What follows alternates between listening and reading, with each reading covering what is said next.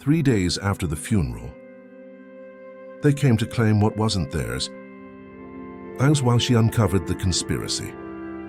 At the dinner of truth, as she came back from the dead, some revenges can await generations, but what she did next? The mother tried to steal her daughter's empire, but Grandma left a final blow no one expected. The folder trembled in Elena's hands, its leather worn smooth by decades of secrets. Across the mahogany table, her mother Victoria stood like a marble statue of contempt, diamonds glittering at her throat like warnings. The new husband, Marcus, with his practiced smile and predatory eyes, leaned against the doorframe as though he already owned the house, the company, the very air Elena breathed. "Sign the papers," Victoria hissed, pushing the documents forward with manicured nails painted the color of fresh wounds. "You're not equipped to run this empire. You never were." Eleanor's fingers whitened around the folder her grandmother had pressed into her hands 3 days before her death. "Don't open it until they come for you," the old woman had whispered, her voice already fading into the place where all truths go to wait. "And they will come, mi amor. Vultures always smell inheritance before the body grows cold." In the corner, invisible to everyone but Elena's memory, her grandmother's wheelchair sat empty. The velvet cushion still held the shape of a woman who had built an empire from scorched earth and broken promises. A woman who knew her daughter better than Victoria knew herself. Marcus stepped forward, and Victoria's smile turned savage with certainty. But there, while they shouted their rehearsed lines of concern and capability, only the ghost of the grandmother knew that this night held a sentence, and none of them were prepared for its execution. Before we continue, tell us in the comments, from which city and country are you watching this story unfold? Elena Cordova never wanted an empire. She wanted poetry, quiet mornings with coffee that tasted like peace, and a life unmarked by the family name that carried both fortune and curse. But inheritance, like blood, doesn't ask permission.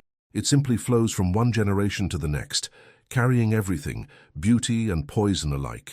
Her grandmother, Isabella Cordova, had built Cordova Industries from nothing.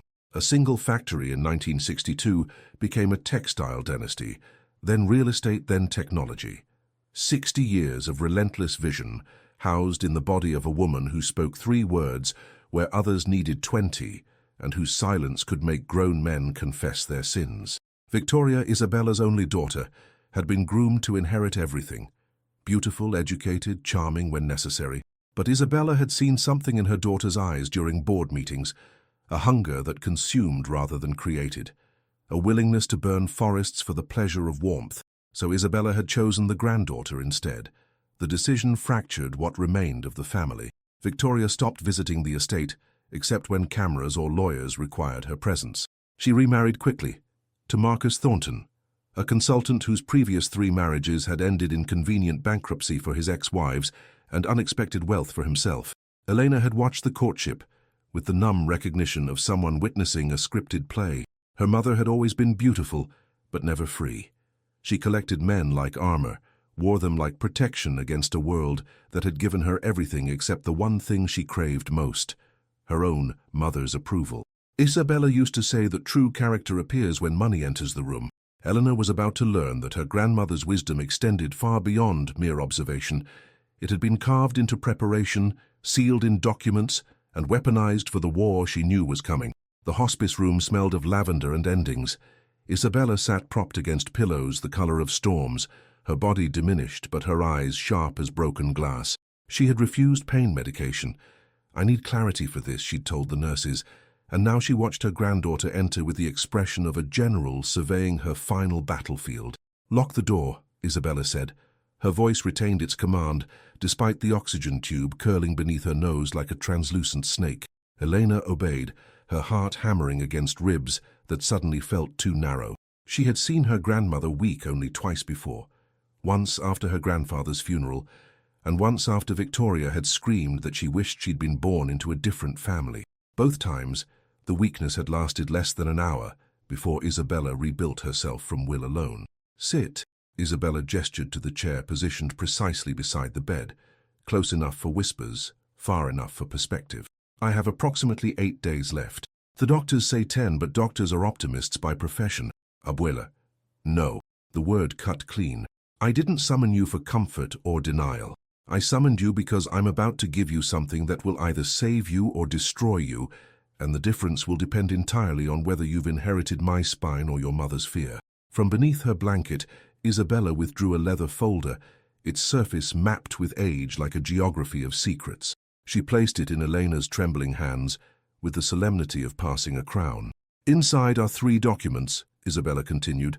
The first is my will, the real one, not the version my lawyers have in their safe. The second is a complete financial history of your mother's activities over the past 15 years. The third is a letter, written in my hand, to be opened only when she comes for what she believes is hers. Elena's fingers traced the folder's embossed initials. I see. Abuela, what did you find?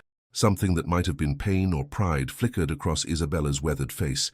I found that my daughter learned everything I taught her about building empires, but nothing I tried to teach her about building character. She's been preparing to take Cordova Industries for years, Elena. Quietly, methodically. She married Marcus specifically because he's done this before, married into wealth, dismantled it from within, walked away clean while his wives signed away their futures without understanding what they were signing. The room felt suddenly airless. Why not stop her? You could have changed my will publicly, confronted her. Isabella's laugh was dry as desert wind, and watch her perform tears and promises. No, mi amor. Your mother is a magnificent actress. She would have wept, apologized, played the reformed prodigal daughter until my funeral. Then she would have contested everything, tied the company in legal knots for years, destroyed its value out of spite if she couldn't control it. Then why are you telling me now? Because I'm giving you the empire. Isabella's hand closed over Elena's with surprising strength. All of it. The factories, the investments, the voting shares, the real estate holdings. Everything I built will be yours the moment I die. Not your mother's, yours. Elena felt the world tilt. She'll fight it. Oh, she'll do more than fight it. Isabella's eyes held the distant focus of someone watching futures unspool. She'll come for you.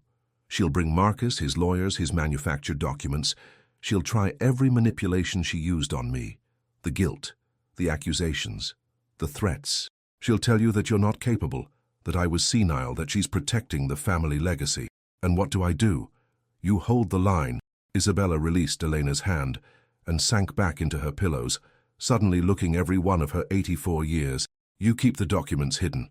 You let her perform her invasion, and when she believes she's won, when she's so certain of her victory that she drops her mask completely, you use what's in that folder to end her. The casual brutality of the word end hung in the air like smoke. The second document, Isabella continued, her voice fading to a whisper that forced Elena to lean closer, details every fraudulent transaction, every shell company, every piece of manipulation Marcus has engineered on your mother's behalf. They've been building a parallel empire in shadow, ready to absorb Cordova Industries the moment you stumble. They've bribed board members, planted allies in key positions, even opened accounts in your name that trace to offshore holdings you know nothing about. Elena's stomach lurched. That's illegal. Extremely. Which is why the third document, the letter, provides you with a choice. Isabella's eyes locked onto her granddaughters with the intensity of last testaments. You can destroy them legally, using the evidence to trigger investigations that will imprison them both. Or you can destroy them publicly, releasing everything to the media and watching their reputations burn. Or, she paused, and something like mercy crossed her features. You can use the documents as leverage to make them walk away forever, broken but free. What would you do?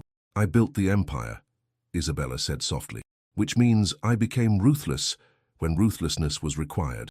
But you, mi amor, you still have the capacity for mercy that I lost somewhere between poverty and power. The choice must be yours, because you'll have to live with it long after I'm gone. Tears Elena hadn't felt forming spilled hot down her cheeks. I don't want this. I know. Isabella reached up with trembling fingers to catch a tear, examined it with curious sadness. You wanted to be a poet, to write about beauty instead of quarterly earnings, to live small and safe and free. Her hand cupped Elena's face with a tenderness she'd rarely shown. But safety is an illusion for women born into power, and freedom is something we earn by refusing to let others steal our choices. Your mother will come, Elena. She'll bring an army of lawyers and lies, and when she does, you'll have to decide what kind of woman you are. Elena pressed her face into her grandmother's palm, breathing in lavender and legacy. I'm scared. Good. Isabella's voice strengthened one final time, the general returning for her last command. Fear keeps you sharp. Just don't let it keep you small. She withdrew her hand and gestured toward the folder. Hide it well, trust no one, and remember, the Empire belongs to you not because I gave it to you, but because you're the only one who'll protect it instead of consuming it. Elena clutched the folder to her chest, its weight somehow heavier than leather and paper should be. When should I open the letter? Isabella closed her eyes, a small smile playing at the corners of her lips. You'll know, when the room is full of lies and you can't see the truth anymore.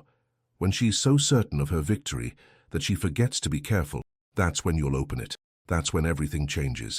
6 days later, Isabella Cordova died in her sleep, taking with her 60 years of empire-building wisdom and leaving behind a granddaughter who would need every lesson to survive what was coming.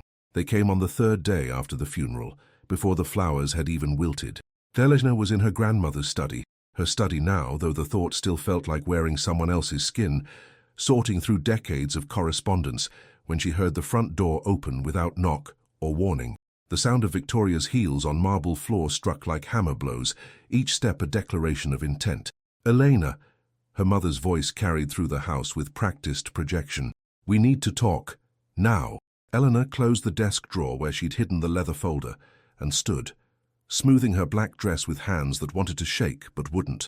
Through the study's doorway, she could see Victoria striding down the hallway, Marcus trailing behind like a shark sensing blood in water. Her mother wore cream Chanel diamonds and an expression of manufactured concern that might have fooled someone who hadn't spent 28 years learning to read her performances. Mother. Elena stepped into the hallway, blocking the study entrance. You might have called first. Victoria stopped, her smile tightening at the corners. Called? This is my mother's house, our family home. I don't need an appointment to visit what's... She caught herself, recalibrated. What holds so many memories for us both? Marcus extended his hand, all polish and cologne. Elena, we're so sorry for your loss, for our loss. Isabella was an extraordinary woman. Elena didn't take the hand. She was. Which is why I'm trying to honor her memory by organizing her affairs with the respect they deserve.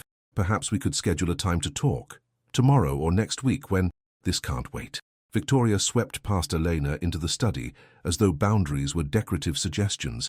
She positioned herself behind the mahogany desk, Isabella's throne, and placed her alligator skin briefcase on the surface with territorial certainty. Sit down, Elena, both of you. We have decisions to make. Actually, Elena said, not moving from the doorway, this is a conversation we should have with the lawyers present. The will reading is scheduled for Friday. Until then... Oh, please. Victoria's laugh was crystalline and sharp. You're not actually going to pretend you can run Cordova Industries, are you? She opened her briefcase with practiced efficiency, withdrawing folders that were newer, shinier, more impressive than the one hidden in Elena's drawer. Marcus has prepared a complete analysis of the company's current position. We've consulted with industry experts, financial advisors, and legal counsel. The conclusion is unanimous. Transitioning leadership requires experience, connections, and capabilities that you simply don't possess. Eleanor felt the words land like small calibrated cuts. Grandmother believed otherwise. Your grandmother, Victoria said, her voice suddenly gentle as poisoned honey, was 84 years old and grieving the anniversary of your grandfather's death. She wasn't thinking clearly. The medications alone would have clouded her judgment. Any court would recognize what? The words emerged harder than Elena intended. That she spent 60 years building an empire and might have had opinions about who should inherit it. Marcus stepped forward, his smile designed to soothe. Elena, no one's questioning Isabella's legacy. We're honoring it by ensuring the company she built doesn't collapse under inexperienced leadership. You're 28. You have a degree in literature. You've never attended a board meeting, never managed a budget larger than your personal expenses, never negotiated a contract or understood the complexity of international manufacturing operations. He wasn't wrong. The accuracy of his assessment made Elena's throat tight. Victoria sensed the opening and struck. Sweetheart, I know you loved her. I did too, despite our differences, but love doesn't qualify you to run a billion-dollar corporation. Marcus and I have spent months preparing for this transition. We have a complete restructuring plan that will protect the company, preserve its value, and honor everything Mother built. Transition, Elena repeated. To whom? to someone with the experience to maintain stability during this vulnerable period. Victoria's hand gestured vaguely, as though the answer were obvious. I served on the board for 15 years. I understand the operations, the key relationships, the strategic vision. With Marcus's consulting expertise, we can ensure— No. The word fell into silence like a stone into still water. Victoria's mask slipped for half a second, just long enough for Eleanor to see the rage beneath the concern. I'm sorry?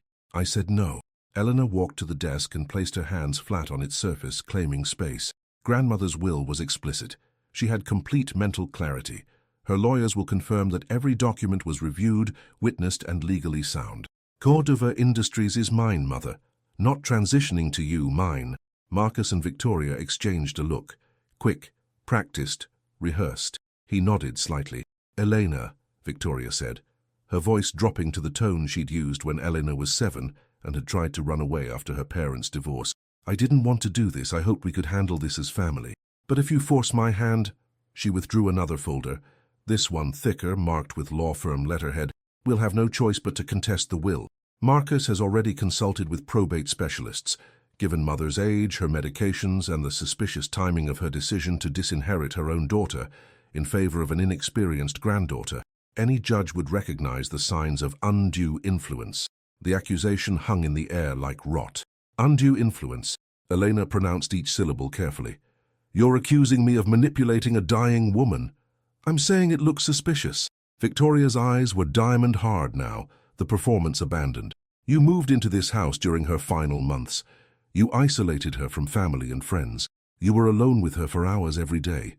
And suddenly, miraculously, you inherit everything, while her own daughter receives nothing.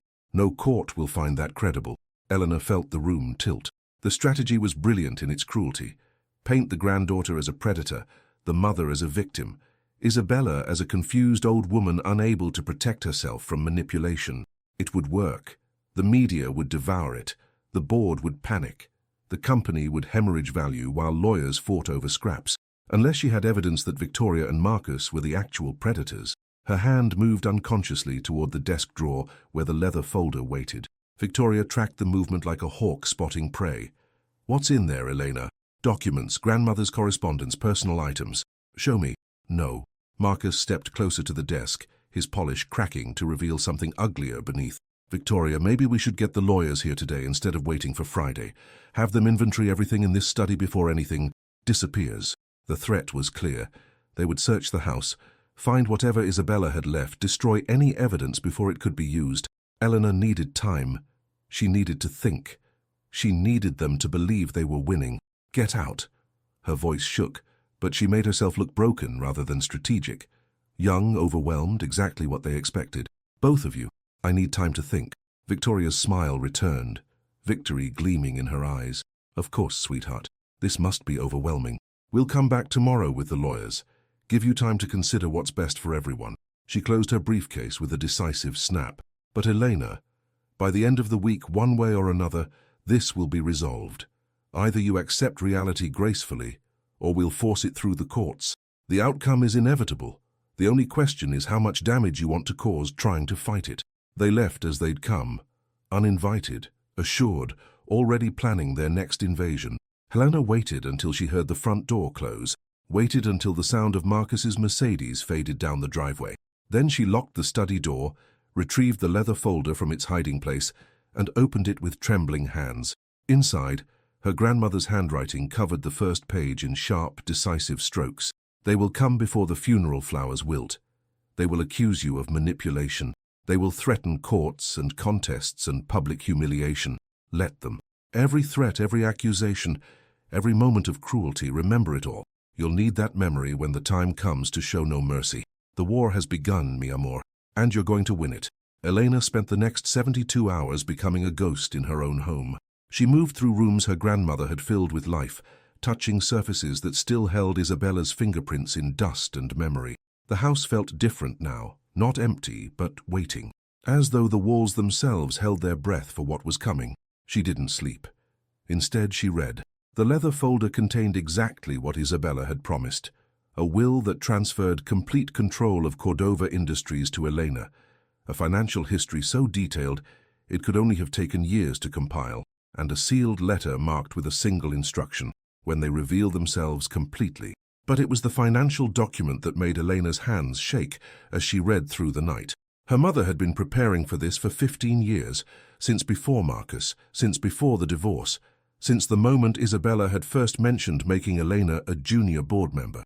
The evidence was meticulous: offshore accounts, shell corporations, falsified expense reports that had siphoned millions from company projects, kickbacks from vendors who'd been awarded contracts over more qualified competitors, real estate purchased through intermediaries using money that should have funded employee pensions.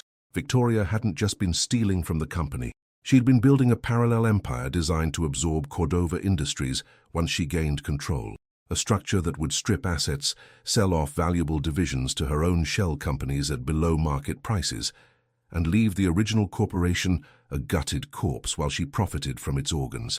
Marcus's fingerprints were everywhere in the later documents. His consulting firm had been hired by the board, at Victoria's recommendation, 3 years ago. Since then, every efficiency recommendation he'd made had quietly transferred value from Cordova Industries to corporations he secretly owned. Every restructuring proposal had fired long-time employees who might question Victoria's decisions and replaced them with people loyal only to their paychecks. The most damning evidence sat in a separate envelope: emails. Hundreds of them, between Victoria and Marcus, dating back 5 years before they'd publicly announced their relationship. The messages detailed not love but strategy: how to position themselves, how to manipulate board members, how to isolate Isabella from advisors who might warn her, how to make Elena seem incompetent before she ever had a chance to prove otherwise. In one email dated 6 months before Isabella's cancer diagnosis, Victoria had written, "The old woman won't last forever. We need Elena dependent, directionless, and desperate for guidance when the inheritance comes. She already doubts herself. We just need to make her believe she's incapable," Marcus had responded, already in motion. "I've contacted 3 of her former professors. They'll be happy to provide objective assessments of her leadership potential when the time comes." The narrative writes itself. Gifted student, wonderful poet, completely unsuited for business. People love that story. The innocent daughter who needs protection from her own inheritance. Elena read the email 3 times before nausea forced her to the bathroom. When she returned, she found a sticky note in her grandmother's handwriting attached to that particular message. "See how they studied you like a target. Every weakness you shared, every doubt you confessed, they catalogued it all to use against you. Now you know they never saw you as family, only as an obstacle." But there was more, deeper evidence that made the earlier thefts look like practice runs. Marcus had been married 3 times before Victoria. Each wife had been wealthy. Each marriage had lasted exactly 4 to 7 years, long enough to establish joint assets, short enough to avoid lengthy alimony. Each divorce had left the women financially compromised, while Marcus walked away substantially wealthier. The pattern was identical every time. Isolate the woman from her previous advisors, gain her trust completely, entangle their finances through investment opportunities that transferred assets to his control, then manufacture a crisis that forced her to sign away rights while believing she was solving a temporary problem. One of his ex-wives had tried to sue. The case had been settled out of court with a non-disclosure agreement that paid her $600,000 to never speak about what he'd done. Isabella had somehow obtained a copy of the sealed deposition. In it, the woman described exactly what Marcus was now attempting with Victoria's help. He doesn't just steal money. He steals your confidence, your clarity, your ability to trust your own judgment. By the time you realize what's happened, you've signed everything away and you can't even explain how it occurred. Eleanor found herself crying without sound. Not for herself, but for her mother. For the woman Victoria had been before ambition and bitterness had reshaped her into something unrecognizable. For the mother who'd once braided Eleanor's hair and sung off-key lullabies before divorce and desperation had driven her into Marcus's engineered trap. Because the documents made it clear, Victoria thought she was the architect of this plan. She believed Marcus was her tool, her consultant, her partner in reclaiming what her mother had denied her. She didn't see that she'd been marked as prey from the moment Marcus had researched her family's wealth and introduced himself at that charity fundraiser 5 years ago. He'd studied Isabella's will, found the clause giving everything to Elena, realized Victoria was angry enough desperate enough to do anything to change that outcome, and he'd shaped himself into exactly what she needed: validation, strategy, and the appearance of love from someone who understood her rage. Victoria was destroying her daughter to steal an empire she'd never actually control. Marcus would own it all, hidden behind corporate structures Victoria didn't truly understand. She'd spend her remaining years as a figurehead in the company he'd taken from both generations of Cordova women.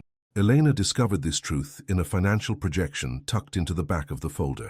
It showed two scenarios: one where Victoria successfully gained control of Cordova Industries, and one where Elena retained it.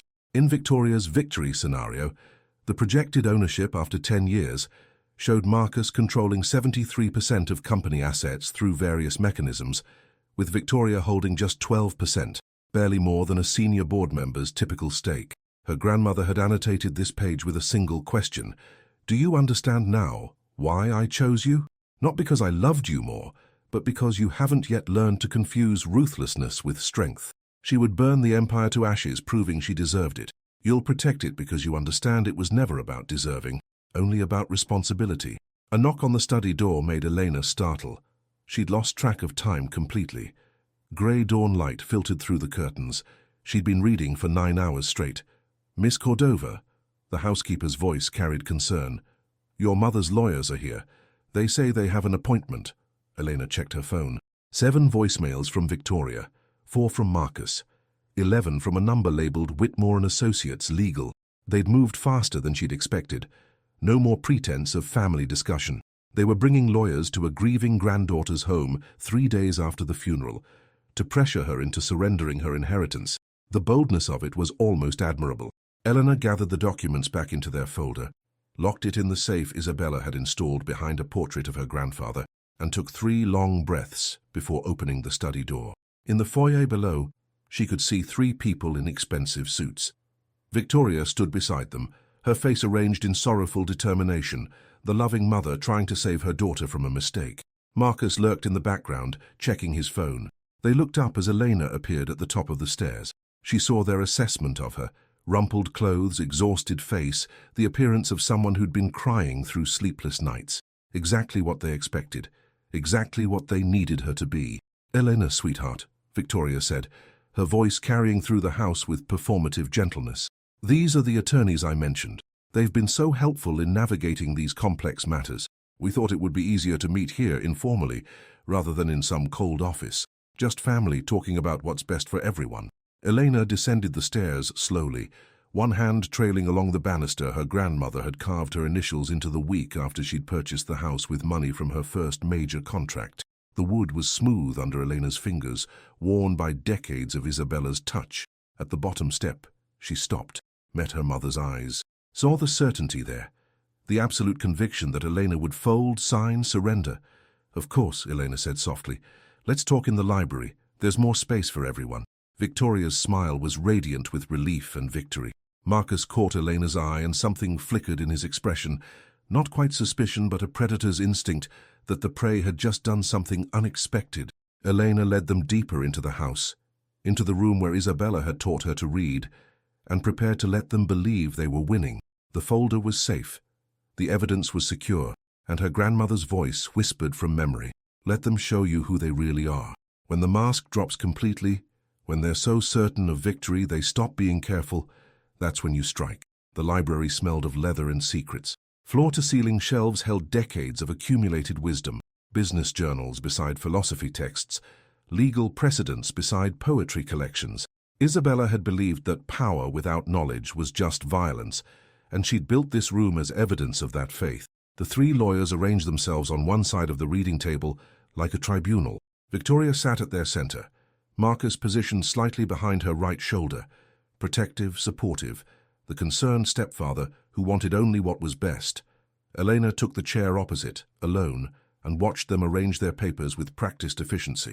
"Miss Cordova," the lead attorney began, a woman named Patricia Whitmore, whose reputation preceded her like a weather system. "We appreciate you making time for this discussion. I know this is a difficult period. Thank you." Elena folded her hands on the table, the picture of exhausted compliance. "Your mother has asked us to review the situation surrounding your grandmother's estate. There are some irregularities we believe require immediate attention. Patricia withdrew a bound document, its cover embossed with the law firm's name. This is a preliminary analysis of Mrs. Isabella Cordova's testamentary capacity during the final 6 months of her life. Eleanor said nothing. Let them fill the silence. Patricia continued, Your grandmother was taking 17 different medications in her final months, including several that list confusion and impaired judgment as side effects. She was also grieving the 10th anniversary of your grandfather's death, a significant emotional trauma. Additionally, during this period, you were living in her home as her primary caregiver, creating a situation of dependency that could constitute undue influence. I moved in because she asked me to, Elena said quietly, because she was dying and didn't want to spend her final months alone. Of course. Patricia's smile was sympathetic and utterly empty. No one questions your devotion. But legal standards exist for a reason. When an elderly, medicated, grieving woman substantially alters a long-standing estate plan to disinherit her only daughter in favor of a granddaughter who has no business experience, courts have a duty to examine whether that change reflects the deceased's true wishes or the influence of someone who stood to benefit. Victoria leaned forward, her performance flawless. Elena, I know you'd never deliberately manipulate Mother, but sometimes when we're caring for someone we love, we unconsciously shape their decisions. Maybe you mentioned how hard things have been for you financially. Maybe she felt guilty about my childhood difficulties and wanted to make it up through you. Maybe in her confusion, she didn't realize what she was doing. The speech was beautiful in its construction. Acknowledge Eleanor's good intentions while poisoning every action with doubt. Make the accusation while pretending to defend. It was Victoria at her most lethal. Marcus spoke for the first time, his voice reasonable and measured. What Patricia is proposing is actually the gentlest path forward. Rather than filing a formal contest, which would become public, damage the company's reputation, and cost hundreds of thousands in legal fees, we're suggesting a private resolution. You receive a generous settlement. Your mother assumes leadership of Cordova Industries as Isabella originally intended. Everyone moves forward without the trauma of litigation. How generous? Elena asked. The second lawyer slid a paper across the table. The number was shocking. $15 million. That's more than fair, Patricia said. It represents approximately 3% of the estate's total value, but it's liquid, immediate, and tax-advantaged. Most importantly, it allows you to avoid the stress and scrutiny of a legal battle you cannot win. Elena stared at the number. $15 million to walk away from everything her grandmother had built. Enough money to never work again, to travel the world, to live the quiet life she'd once wanted. A fortune by any reasonable measure. A bribe dressed as generosity. And if I refuse? Patricia's expression hardened fractionally. Then we file a formal will contest tomorrow morning. We'll subpoena your grandmother's medical records, interview everyone who had contact with her during her final months, and examine every decision she made for evidence of impairment. We'll depose you under oath about every conversation you had with her, every document you showed her, every moment you spent alone together. The media will devour it, Marcus added softly. Tragic story. Dying billionaire manipulated by her own granddaughter. The board will panic. Key executives will start looking for other positions. Vendors and partners will question the company's stability. By the time the legal process concludes, and it will take years, Elena, Cordova Industries will have lost half its value. Victoria reached across the table as though to take Elena's hand, but stopped just short of touching her. I don't want that, sweetheart. I don't want to hurt you or destroy Mother's legacy, but I will protect what's mine. What I earned by being her daughter for 60 years, while you were merely her granddaughter for 28. The mask had slipped, just for a moment, but enough. In Victoria's eyes, Eleanor saw not maternal concern, but raw, ancient rage.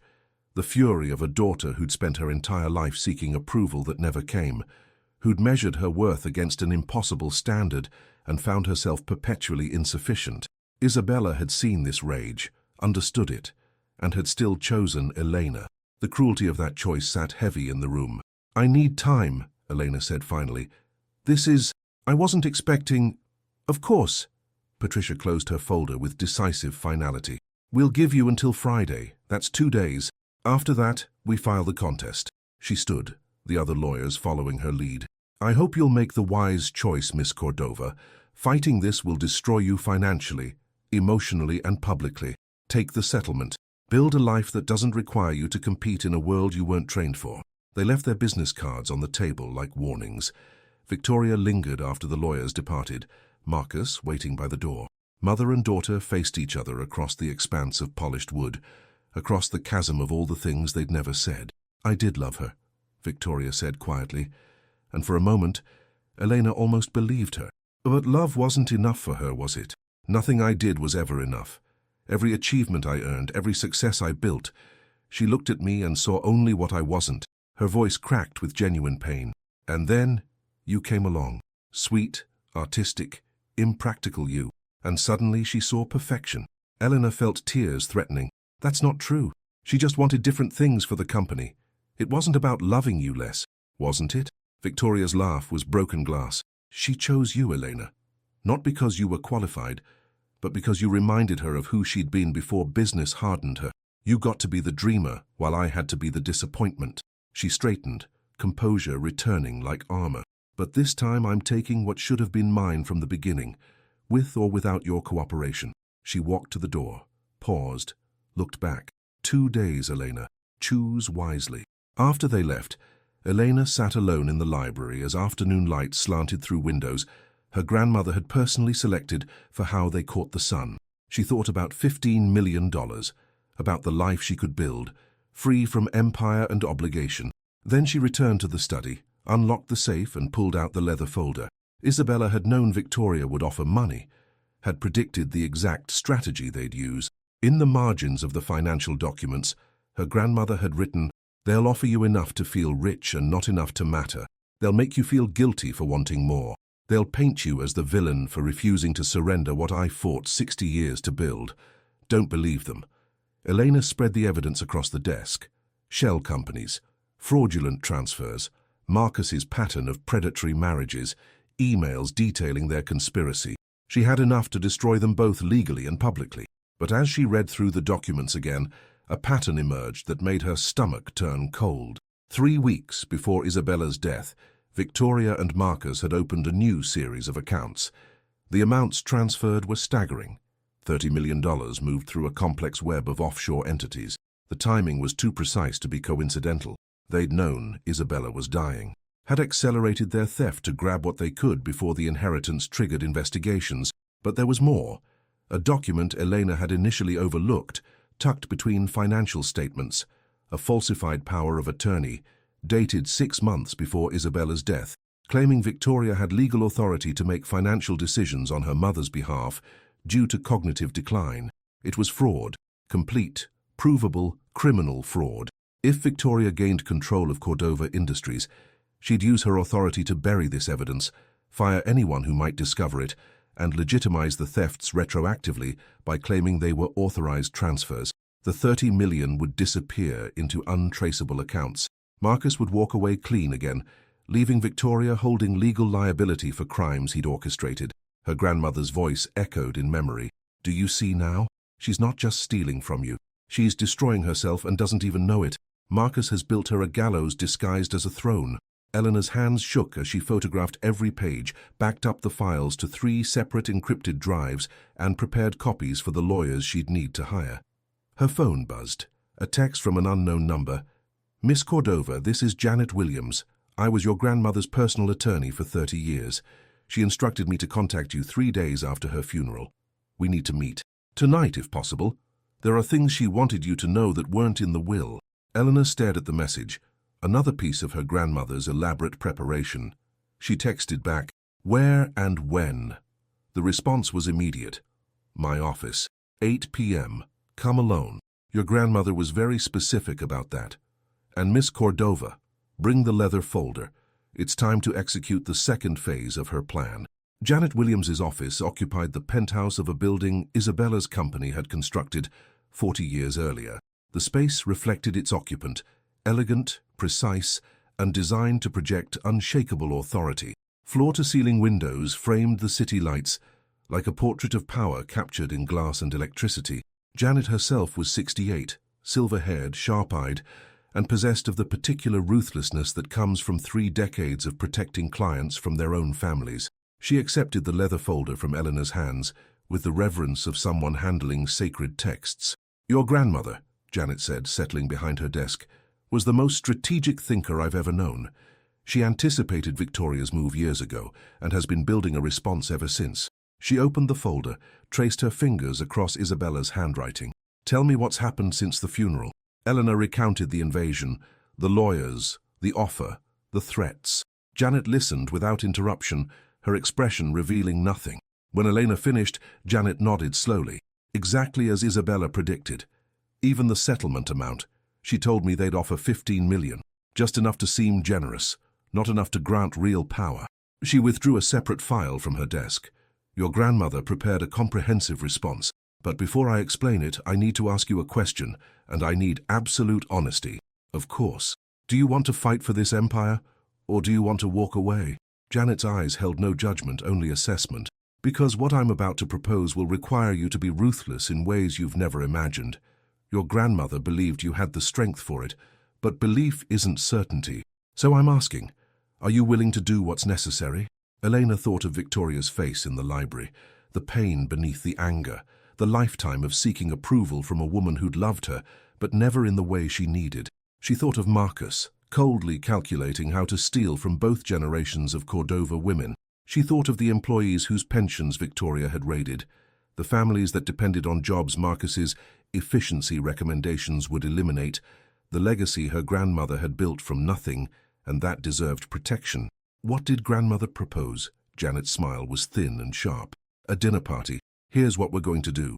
2 days later, the dining room of the Cordova estate had been designed to intimidate. 20-foot ceilings, a table that could seat 30, and a chandelier imported from Prague that cast light like crystallized wealth. Isabella had hosted diplomats and senators here, had negotiated deals that shaped industries, had built alliances that lasted decades. Tonight, only 5 chairs were occupied. Victoria sat at one end of the table, Marcus to her right.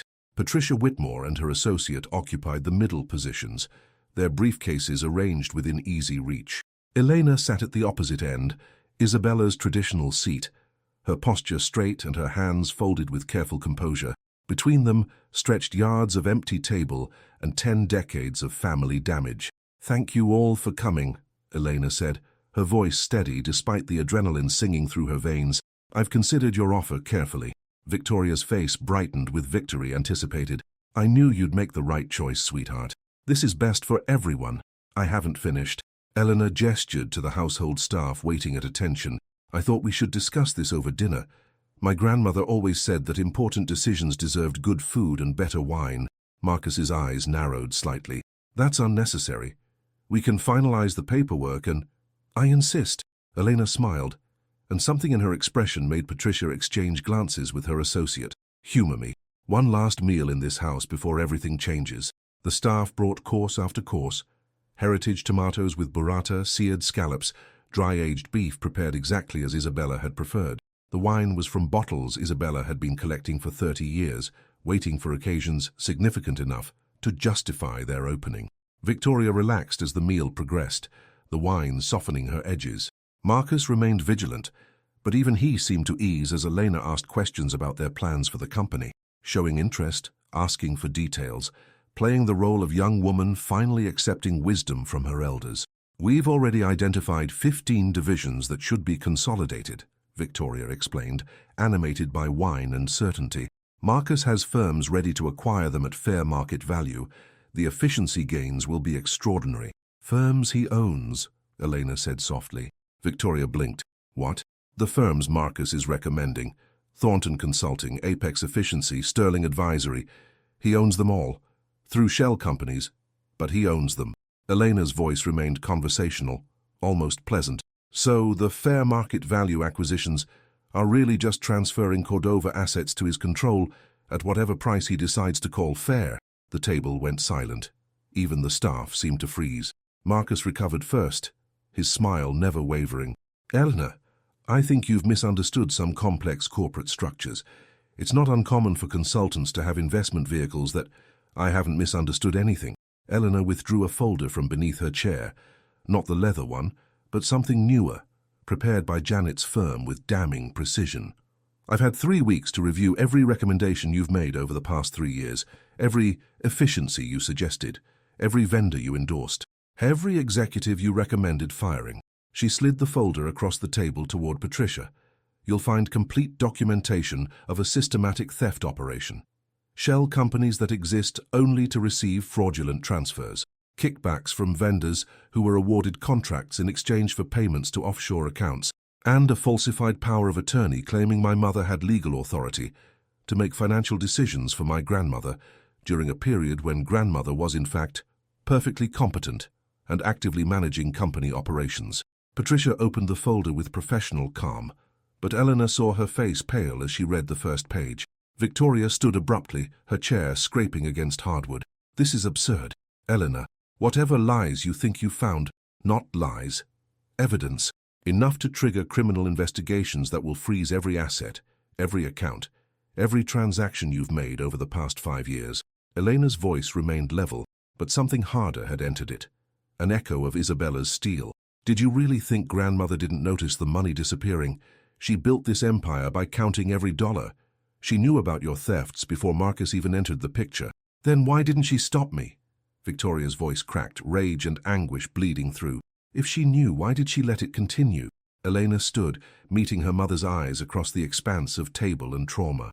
Because she wanted to see how far you'd go, how much you'd steal, whether you'd ever stop yourself before destroying everything. She paused, letting the truth settle like fallout. And when you didn't stop, when you brought Marcus in to help you steal even more, she knew she'd been right to choose me instead of you. Victoria's face contorted with pain and fury. You sanctimonious little... The dinner isn't over, Mother. Eleanor's voice cut through the building storm. Sit down because we haven't gotten to the interesting part yet.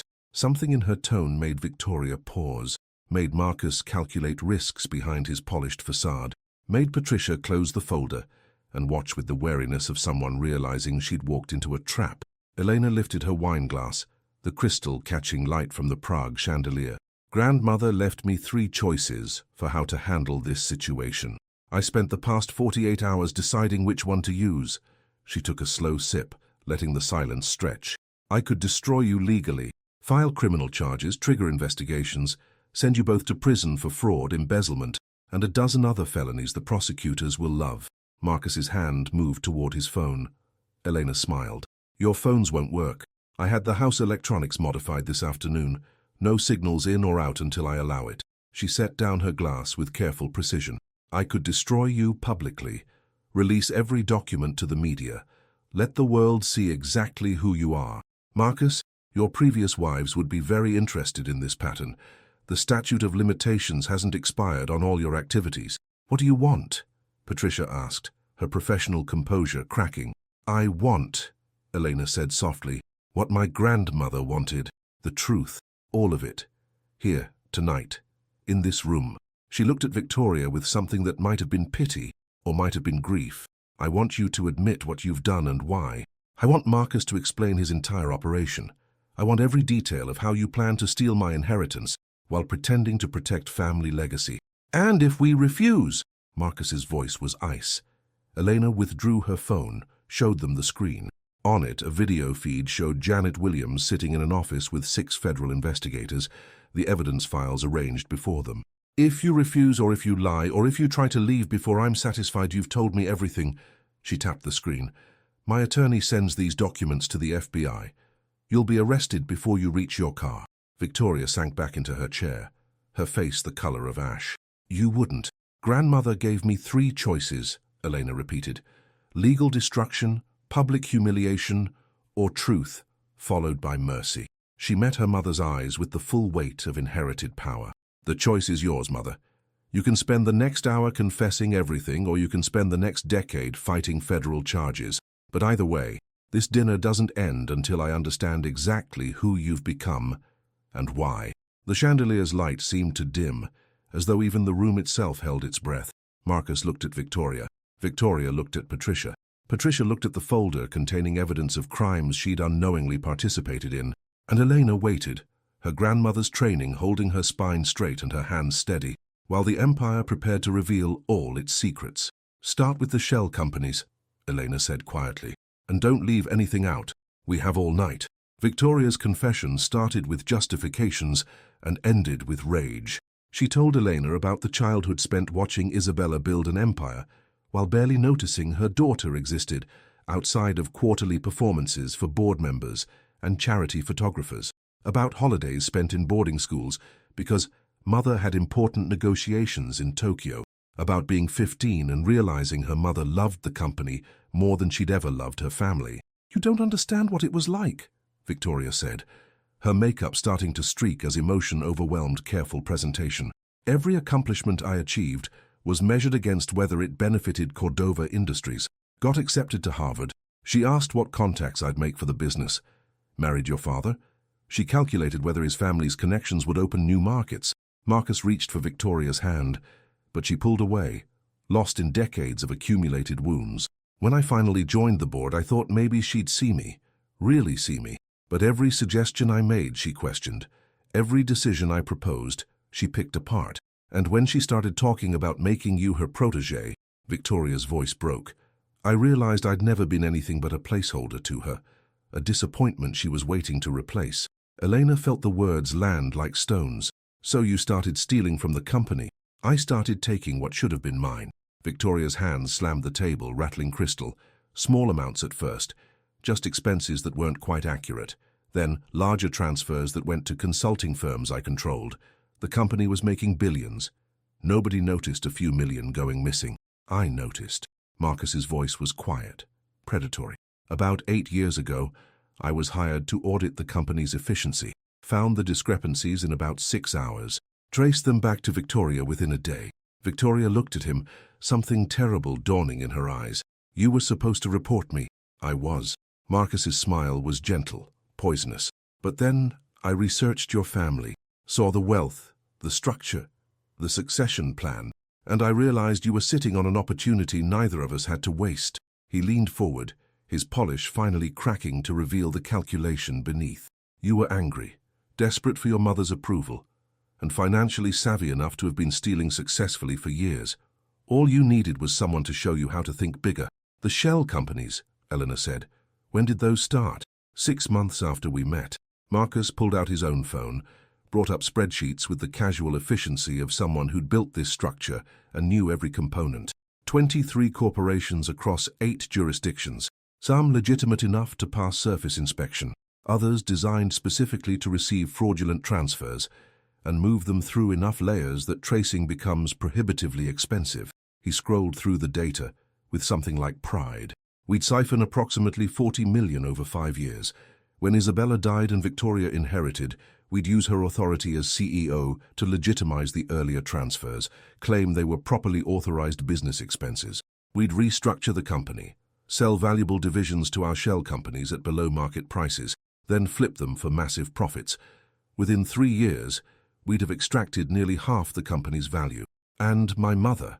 Elena asked quietly. "What happened to her in this plan?"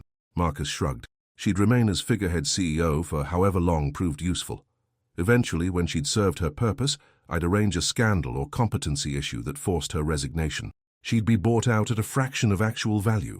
I'd end up controlling 80% of a billion-dollar empire, and Victoria would have 20 million to comfort herself with." The silence that followed was absolute. Victoria stared at Marcus with an expression Elena had never seen on her mother's face. Complete, devastated comprehension. "You were using me the entire time. The relationship, the marriage, the plan to steal my inheritance. It was all just another con." "Not entirely." Marcus's voice held something that might have been genuine regret. "I did enjoy your company. You're brilliant when you let yourself be. But yes, Victoria, you were always the mark, not the partner." Victoria stood so abruptly her chair toppled backward. She looked at Marcus with hatred so pure it seemed to fill the room, then at Eleanor with something more complex, shame and rage, and a grief so old it had calcified into identity. "And you," Victoria said to Eleanor, her voice shaking. "You're just like her, sitting there so calmly watching us destroy ourselves, just like Mother used to do." "Actually," a new voice said from the doorway, "she's nothing like me, she's better." Everyone turned. Janet Williams stood at the entrance to the dining room, and she wasn't alone. Behind her were 2 federal agents, badges visible recording everything, and beside them, leaning on a cane but very much alive, was someone impossible. Isabella Cordova. Victoria's scream was primal. Marcus went white as bleached bone. Patricia stood so quickly her chair crashed to the floor. Eleanor felt reality tilt sideways. Her grandmother, dead, buried, mourned, walked slowly into the dining room and lowered herself into a chair with the careful movements of someone who'd spent 3 weeks in hiding. "Hello, Victoria," Isabella said, her voice carrying the same steel Eleanor had heard 1,000 times. "Did you really think I'd die without seeing the finale?" Victoria couldn't form words. The funeral, the death certificate, all perfectly legal, all perfectly fake. Isabella's smile was thin and cold. "I have excellent doctors. One of them happens to be married to a woman who specializes in theatrical makeup. The body you buried was silicone and artifice." She looked at Janet. "How long were they confessing before I came in?" "About 45 minutes, Janet said, consulting her notes. "Full admissions to fraud, conspiracy, theft of approximately $42 million, falsified power of attorney, and plans to commit additional fraud totaling nearly $600 million over 3 years. And it's all recorded?" One of the federal agents stepped forward. "Yes, ma'am. Clear audio, video confirmation of voluntary confession. Combined with the documentary evidence you provided, we have enough to prosecute both Mr. Thornton and Ms. Cordova on multiple felonies." Isabella looked at her daughter. Really looked at her, for perhaps the first time in years. Victoria stood trembling, mascara running in dark rivers down her face, her careful presentation completely shattered. "Why?"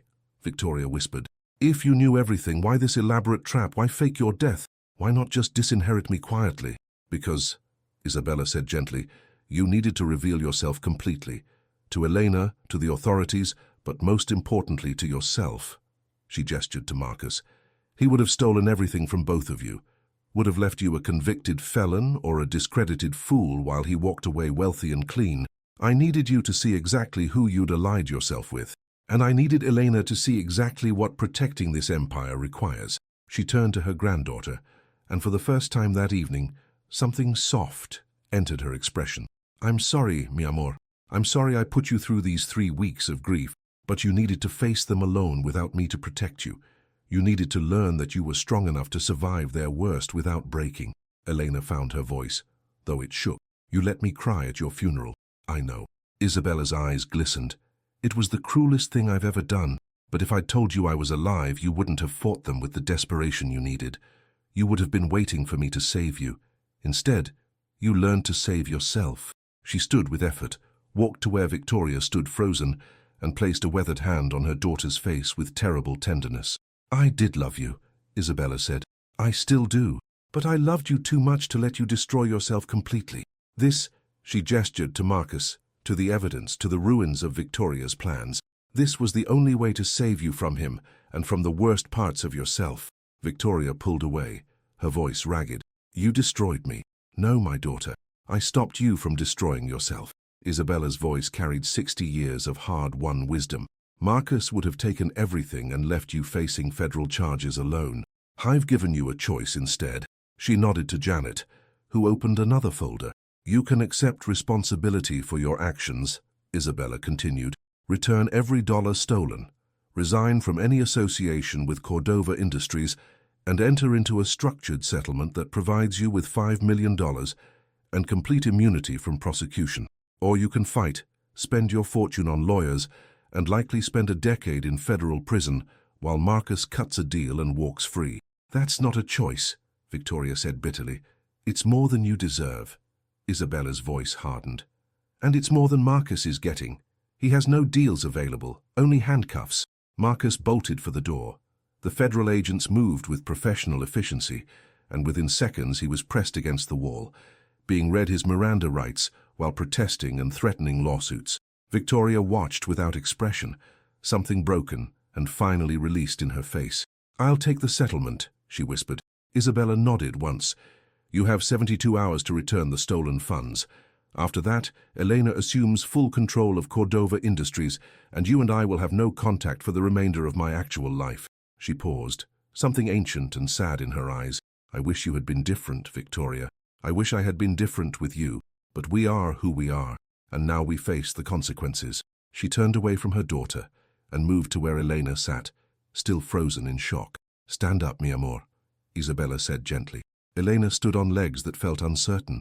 Isabella embraced her, held her with fierce strength, and whispered in her ear, "The empire is yours now, truly yours. You've proven you can protect it from external threats and family betrayal alike. Your grandfather would be so proud." Eleanor buried her face in her grandmother's shoulder, alive, breathing, impossible, and let the tears come. Behind them, Victoria signed the settlement paperwork with shaking hands. Marcus was led away in handcuffs, still protesting, still calculating angles. And the Cordova Empire, built over 60 years through vision and ruthlessness and terrible choices, passed officially from one generation to the next in a dining room designed for power and christened with truth. The next 72 hours moved with the inevitability of tides. Victoria returned $42 million through a series of wire transfers arranged by Janet's firm. She signed documents disclaiming any future interest in Cordova Industries. She moved out of the penthouse apartment the company had provided, taking only personal items and leaving behind every trace of the life she'd tried to build through theft and rage. Elena watched from a distance, feeling a complicated grief that had no easy outlet. Her mother was both victim and villain, someone who'd been shaped by genuine wounds into someone capable of genuine harm. There was no neat emotional resolution, no moment of tearful reconciliation, only the slow work of watching someone face consequences they'd spent years earning. Marcus, by contrast, faced the full weight of federal prosecution. His previous marriages were reopened for investigation. The shell companies were seized and dismantled. Bank accounts across 8 jurisdictions were frozen. He'd built his empire by weaponizing trust, and now that empire collapsed with the systematic precision of dominoes, arranged by someone who'd spent decades anticipating exactly this moment. Isabella had been preparing for this confrontation for over 5 years. It was Janet who explained the full scope of Isabella's strategy during a meeting in the study 3 days after the dinner. "She started investigating Victoria's finances about 7 years ago," Janet said, spreading documents across the desk. "Not because she suspected theft, she'd known about that for nearly a decade, but because she wanted to understand why. What was driving her daughter to steal from a company she would have eventually inherited anyway?" "And what did she find?" Elena asked. "Desperation masquerading as ambition. Your mother wasn't stealing for greed. She was stealing to prove she could build something independent of Isabella's approval. Every dollar she took was a small rebellion against feeling powerless." Janet's expression softened slightly. "It doesn't excuse what she did, but it explains it." "And Marcus?" "Him, your grandmother spotted within 6 months of his relationship with Victoria. She had him investigated immediately, found the pattern of predatory marriages, the shell company infrastructure, the entire methodology. She could have exposed him then, had him arrested, protected Victoria from his influence. Why didn't she? Because exposing Marcus wouldn't have saved Victoria from herself. It would have made her a victim, someone to be pitied and protected. Isabella knew that unless Victoria confronted the full scope of what she'd become, unless she saw herself clearly in someone else's mirror, she'd just find another Marcus, another scheme, another way to destroy herself, trying to prove something that couldn't be proven. Eleanor absorbed this slowly. So grandmother let it all play out, let them steal, plan, prepare, just so mother would understand exactly who she'd allied herself with. And so you would understand what protecting this empire really requires. Janet's eyes held something Elena couldn't quite name, approval mixed with warning. Your grandmother built Cordova Industries through brilliant vision, yes, but also through willingness to make ruthless choices when gentleness would have meant failure. She needed to know you had that capacity before she trusted you with everything she'd built. By letting me think she was dead, by letting you face the worst-case scenario completely alone. Janet didn't apologize for it, didn't soften it. Would you have fought them so hard if you'd known she was watching?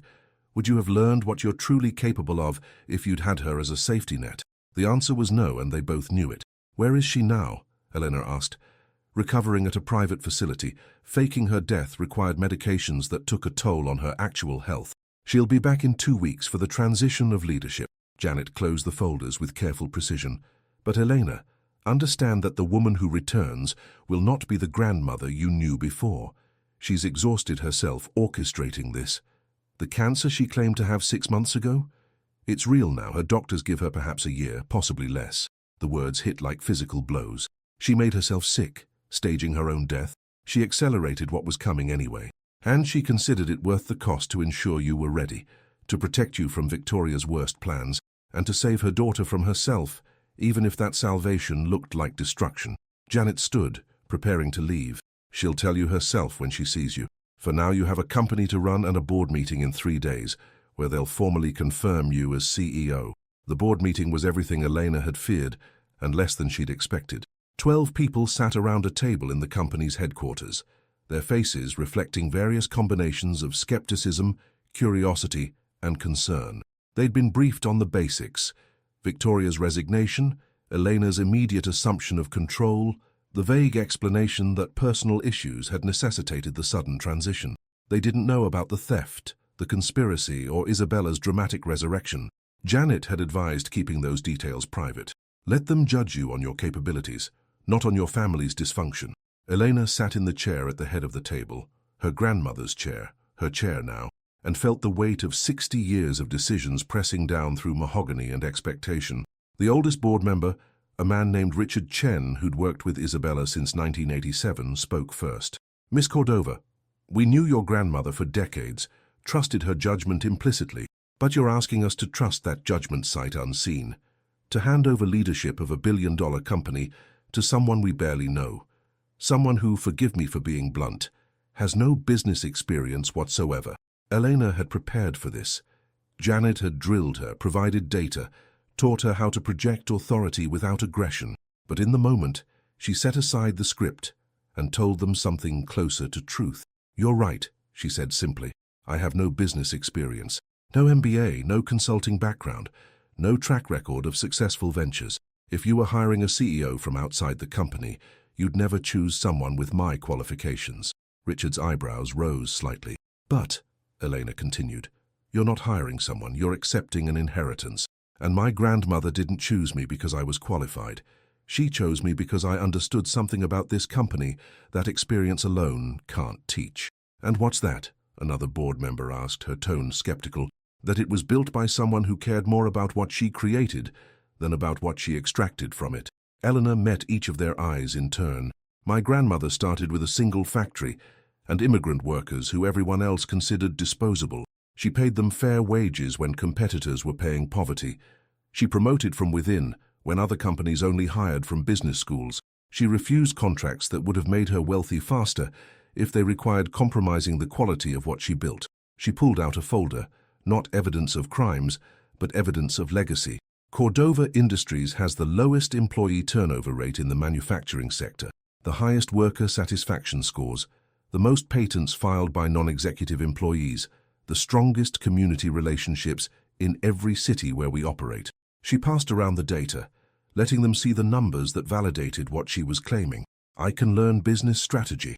I can hire consultants for technical expertise I lack, but I can't learn to value people over quarterly earnings if I don't already believe that people matter more. My grandmother knew that. She built this empire on that principle, and she chose me because she believed I'd protect that principle, even when it would be more profitable to abandon it." Silence filled the room. Not hostile, but considering. Richard Chen leaned back in his chair, studying Eleanor with the intensity of someone reassessing assumptions. "Your grandmother once told me," he said slowly, "that the hardest part of leadership wasn't making profitable decisions. It was making right decisions when they cost you something. She said most people can be ruthless or ethical, but very few can be both. Ruthless in protecting what matters, ethical in how they wield that ruthlessness." He paused, then smiled slightly. "She also said she'd found one person capable of both. I assumed she meant herself, but perhaps she was talking about you." Elena felt something tight in her chest release slightly. "I have a proposal," Richard continued, addressing the other board members. 6-month trial period. Helena assumes CEO responsibilities with full authority. We provide her with experienced advisors, access to consultants, and complete transparency about company operations. In 6 months, we reconvene and assess whether she's grown into the role. If not, we hire experienced leadership and Elena remains as board chair with strategic oversight. Agreement. The vote was 11-1 in favor. Elena became CEO of Cordova Industries on a Thursday afternoon in October, 72 hours after watching her mother sign away her inheritance, and 3 weeks after grieving a grandmother who hadn't actually died. She left the board meeting, drove directly to the private facility where Isabella was recovering, and cried in her grandmother's arms for 20 minutes straight for the weight of responsibility, the complexity of family damage, and the terrifying gift of being trusted with something so much larger than herself. "You'll be magnificent," Isabella whispered, stroking Elena's hair with hands that trembled slightly from medications and exhaustion. "Not immediately, but eventually. You'll make mistakes, learn from them, and build something even better than what I created. I don't know how. Nobody does at the beginning. We all just pretend until the pretending becomes real." Isabella pulled back, held Elena's face between her palms. "And Elena, you don't have to be ruthless like I was. Find your own way to protect what matters. Your grandmother's way was born from poverty and desperation. Yours can be born from choice and consciousness. What about Mother?" Pain crossed Isabella's weathered features. "I saved her from prison and Marcus's final betrayal. I can't save her from herself. That work is hers alone, and I don't know if she'll ever do it." She paused, her voice dropping to something raw and honest. "I failed her as a mother, succeeded as an empire builder, but failed at the thing that should have mattered most. Don't make my mistakes, mi amor. When you build your own family, remember that people matter more than legacies." 2 months later, Elena received an envelope with no return address. Inside was a single sheet of paper in Victoria's handwriting. "I don't expect forgiveness. I don't deserve it. But you should know that watching you at that dinner, watching you be stronger than I ever was, showed me what I could have been if I'd stopped measuring myself against Mother's impossible standards. You saved me from myself. I hate you for it. I'm grateful for it. Mostly I'm ashamed that it took my own daughter to teach me what integrity looks like. Maybe someday I'll be capable of thanking you properly. Until then, I'll stay away and try to become someone who deserves to know you." Elena read it 3 times, folded it carefully, and placed it in the safe beside her grandmother's leather folder. Some wounds didn't heal cleanly. Some relationships couldn't be repaired with words alone. But perhaps acknowledgement was its own kind of beginning. 6 months into Elena's tenure as CEO, Marcus Thornton was sentenced to 12 years in federal prison. The courtroom was packed with journalists, former victims, and curiosity seekers drawn by the spectacular nature of his fall. Elena sat in the gallery beside Janet, watching a man who'd built his entire identity on polish and control reduced to an orange jumpsuit and handcuffs. Marcus had tried every legal maneuver available, claiming entrapment, arguing that Victoria had masterminded everything, attempting to negotiate deals by offering information on other white-collar criminals. Nothing worked. The evidence was too comprehensive, the confession too clearly documented, and the pattern of previous crimes too obvious once investigators started digging. His lawyers had been expensive and skilled, but they were fighting against 5 years of meticulously gathered evidence and the recorded confession of a man who'd bragged about his methodology, thinking he'd already won. When the judge read the sentence, Marcus's face remained carefully neutral, but Elena saw something flicker in his eyes. Not remorse, but the disbelief of a predator who'd finally encountered prey that fought back with greater ruthlessness than his own. As the bailiffs led him away, he looked directly at Elena, mouthed 2 words. "Worth it?" She didn't respond, didn't give him the satisfaction of reaction, just watched him disappear through the courtroom doors and out of her life forever. Outside, Janet fielded questions from reporters, while Elena slipped away to a car waiting at the building's side entrance. Inside sat Isabella, frailer than 6 months ago, but still radiating the particular authority that came from having orchestrated everything they'd just witnessed. "How does it feel?" Isabella asked as the car pulled into traffic. "Empty," Elena admitted. "I thought I'd feel triumphant or vindicated. Instead, I just feel tired." "Good." Isabella patted her granddaughter's hand with fingers that trembled slightly from medication and illness. "Revenge that feels triumphant is just cruelty with better marketing. Revenge that feels necessary but exhausting, that's justice. You protected the company, saved your mother from worse consequences, and removed a predator from circulation. Be tired, be sad about it, but don't be ashamed of what you did."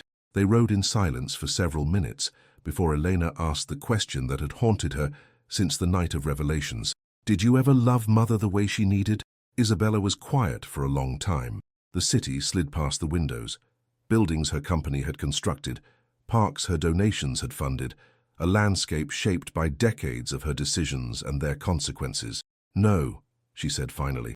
"I loved her the way I was capable of loving, practically, strategically, with pride in her accomplishments and disappointment in her weaknesses, but the unconditional, uncomplicated love she needed, the love that values a person for who they are rather than what they achieve. I didn't have that to give her. She turned to face Elena, her eyes bright with unshed tears. I'd spent my entire childhood being valued only for how useful I was. My parents pulled me out of school at 12 to work in factories.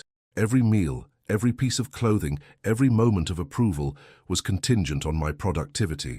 I internalized that measurement and spent 60 years applying it to everyone, including my own daughter. You could have changed. Could I? Isabella's smile was sad and self-aware. Or would changing have meant acknowledging that I'd built my entire identity on a foundation of dysfunction? It's easier to believe you're right than to admit you've been wrong for 6 decades. She coughed, recovered, continued. I did the best I could with the emotional tools I possessed. It wasn't enough. And Victoria suffered from my limitations. That's a truth I'll carry to my grave, the real one this time. The car arrived at Cordova Industries headquarters. Isabella had insisted on attending today's board meeting. Her first public appearance since her resurrection had been quietly explained to key stakeholders as a medical misunderstanding that was blown out of proportion. The official story was absurd, but wealth and power had a way of making absurdity acceptable. Eleanor helped her grandmother from the car, noting how much weight she'd lost, how carefully she moved to hide pain. The cancer was winning its slow war. The doctors now gave her 6 months, possibly less. You don't have to do this, Eleanor said softly as they approached the building entrance. Yes, I do. Isabella straightened her spine with visible effort, becoming once more the woman who'd built empires through will alone. This is my final board meeting, my last chance to see what I created before I leave it in your hands. Allow me this vanity. The board rose as they entered, partly respect for Isabella, partly recognition of Elena's authority. The dynamic had shifted over 6 months. Elena had proven herself capable, had made difficult decisions well, had grown into leadership through daily practice and expensive mistakes that she'd learned from rather than hidden. Richard Chen called the meeting to order and addressed Isabella directly. Mrs. Cordova, I think I speak for everyone when I say we're deeply grateful for your presence today. Would you like to say a few words? Isabella stood slowly, gripping the table for balance, but refusing the wheelchair waiting nearby. When she spoke, her voice carried the same command it always had, though quieter now, conserving energy for what mattered. I founded this company in 1962, with $300, a rented factory, and absolute certainty that I would either succeed spectacularly or fail completely. There was no middle ground in my thinking, only empire or oblivion. She paused, gathering strength. I built Cordova Industries through ruthless negotiation, strategic vision, and willingness to make choices that kept me awake at night. I'm proud of what I created, but I'm most proud of the decision I made 2 years ago when I chose Elena to inherit it. All eyes turned to Elena, who felt her face warm. I chose her not because she was family, though she is, not because she was talented, though she is. I chose her because she possessed something I'd lost somewhere between poverty and power, the ability to be ruthless when necessary, without letting that ruthlessness define her character. Isabella's gaze swept the room. In 6 months, she's increased employee retention by 15%, improved community relations in every city we operate, and increased profitability by 11%. She's proven that ethical leadership and successful business aren't contradictory goals, they're complementary ones. She turned to Eleanor, her expression complex. Pride mixed with regret, mixed with love she'd never quite learned to express properly. I'm sorry I taught you through cruelty instead of kindness. I'm sorry I put you through grief and tests when I should have simply trusted you. But I'm grateful, so deeply grateful, that you became who you are despite my failures, not because of them. Isabella sat down heavily, her energy spent. The board erupted in applause, not polite but genuine, acknowledging not just the woman who'd built the company, but the grace with which she was releasing control. After the meeting, as Elena helped Isabella back to the car, her grandmother squeezed her hand with surprising strength. The final revenge, Isabella whispered, wasn't destroying Marcus or saving Victoria. It was this, building something good enough that it survives me, that continues growing after I'm gone, that proves I was more than just ruthlessness and ambition. She smiled, and for once it reached her eyes completely. You're my revenge against everyone who said I was too hard to build anything that would last, because I built you, Elena. and you'll last long after I'm dust. Isabella Cordova died 4 months later, on a Tuesday morning in March, with her granddaughter holding her hand and sunlight streaming through windows that overlooked the empire she'd built. This time, the death was real. This time, Eleanor's grief was uncomplicated by conspiracy or strategy. This time, she buried her grandmother knowing that everything that needed to be said had been said, and everything that needed to be resolved had been faced with whatever grace and ruthlessness the situation required. Victoria attended the funeral from a distance, standing at the back of the chapel leaving before the burial, existing in the liminal space between estrangement and family. She and Eleanor didn't speak. Perhaps someday they would, perhaps not. Some distances couldn't be crossed with words alone, only with years of patient work that neither of them was ready to begin. Elena read a eulogy that acknowledged both her grandmother's brilliance and her damage, her strength and her failures. She spoke of empire building and emotional cost, of legacy and limitation, of a woman who'd been shaped by poverty into someone capable of ruthless protection of everything she loved. "She taught me," Eleanor said to the gathered assembly of business leaders and employees, and people whose lives Isabella had touched in ways both generous and harsh, that power without purpose is just violence, that building something that lasts requires sacrifice, but that sacrifice shouldn't consume everything human in you. She learned these lessons too late to save all her relationships, but she learned them early enough to save mine. 6 months after the funeral, Elena stood on the factory floor where Isabella had started 63 years earlier. The building had been renovated, updated with modern equipment, but the bones remained, brick and steel, and the memory of an immigrant woman who'd believed she could build something that mattered. Elena had made changes, increased wages, improved benefits, created apprenticeship programs that trained young people in manufacturing skills and pathways to leadership. She'd proven that ethical business and profitable business weren't contradictions but complements.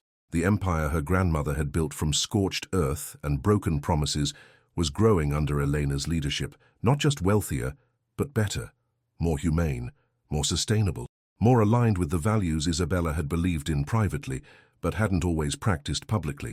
In Elena's office, 3 items sat on the desk: her grandfather's fountain pen, her grandmother's leather folder, and Victoria's letter of acknowledgement, artifacts of family damage and family survival, reminders that power comes with cost, that legacy is built through choices both brilliant and broken, and that empire, real empire, is measured not just in dollars, but in lives improved and futures protected. The empire had never been about wealth. It had always been about who had courage enough to protect it without being consumed by it. Eleanor had learned that lesson through grief and strategy, and watching her grandmother orchestrate one final, elaborate demonstration of what protection really required. Now she was teaching it to others, building a different kind of legacy, one that might survive not despite its humanity, but because of it. Outside her window, the city her family had helped build stretched toward horizons bright with possibility and shadowed with the complexity of all human endeavor. Elena took a breath, picked up her grandfather's fountain pen, and began writing the future in her own hand.